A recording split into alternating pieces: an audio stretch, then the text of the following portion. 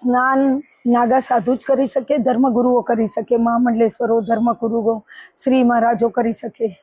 ખાસ કરીને કોઈ સંસારી કે ગૃહસ્થીએ સ્નાન કર્યું હોય શું કહેશો માતાજી? સંસારી ગૃહસ્થીઓને સ્નાન ન કરવું જોઈએ. જો અજાણતા સ્નાન કર્યું હોય તો એમાં સાધુ સંત, પોલીસ પ્રશાસક યા પ્રશાસનવાળાનો કોઈ વાંક નથી હોતો.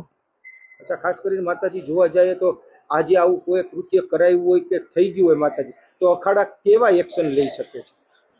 એમાં કેવું છે, કોઈએ કરાવી હોય અને જાણવા મળે તો અખાડો તરત એ વ્યક્તિને નિષ્ક્રિય કરી શકે છે, પણ એમાં સાચું શું છે એ ખબર નથી. અને રહી વાત બીજી કે પોલીસની, તો પોલીસ કેટલી મહેનત કરે છે.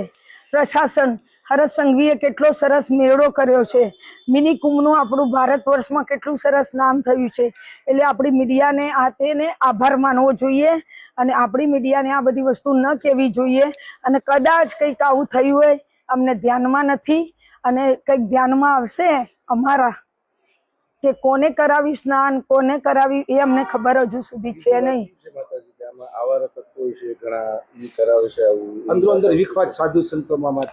એમાં શું છે, આવારા તત્વો ના હોય. 10-15 લાખ પબ્લિક આવતી હોય, એમાં કોઈ ઘૂસી ગયા હોય, પોલીસ પણ ના ઓળખતી હોય, પોલીસ રાત દાડો ઊંઘતી ના હોય 1 મહિનાથી.